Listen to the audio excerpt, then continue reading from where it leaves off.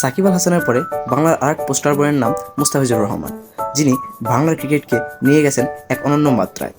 IPL 2024 আসরের প্রথম দুইটি ম্যাচে মুস্তাফিজুর ছিলেন তার চিরচেনা স্বাচ্ছন্দ্য রূপে।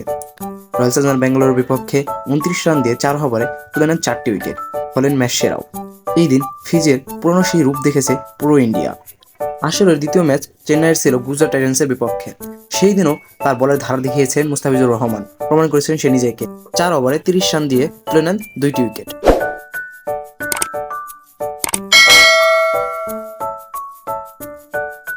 তবে এই দিনটিকে স্মৃতির বই থেকে মুছে ফেলতে পারেন মুস্তাফিজুর রহমান, এমনকি সে চাইবেন এটি, কারণ এই দিন তিনি ছিলেন। দিনটি দুঃস্বপ্নের মতো ছিল মুস্তাফিজুর রহমানের কাছে। এই দিন 4 ওভারে 47 রান দিয়ে 1টি উইকেট তুলে নেন তিনি। যদিও এই দিন ছিলেন তিনি খুব খরুচ্চে টাইপের, কিন্তু এই দিন চেয়ে তিনি ছিলেন নতুন এক মাইল ফলক। অনন্য এই মাইল ফলকটি হলো সাকিবের পরে তিনি দ্বিতীয় বাংলাদেশি বোলার যিনি কিনা 300 উইকেট তুলে নিয়েছেন।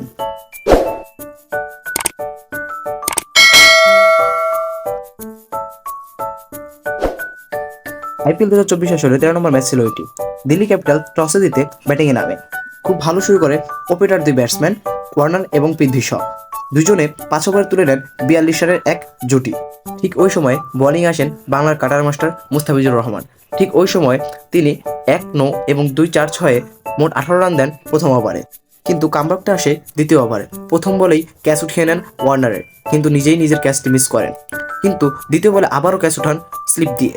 তখন সেই ক্যাচটিকে তালুবন্দী করে নেন পাথি রানা এবং চলে যায় ফিট ব্যাটসম্যান ডেভিড ওয়ার্নার।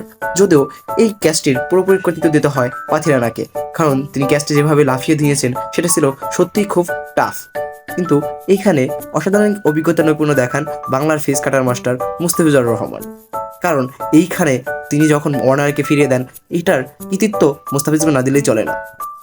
যদিও 18 ওভার পূর্বে দিল্লি ক্যাপিটালস তাদের রানের খাতায় সংগ্রহ করেছেন বেশ অনেকগুলো রান।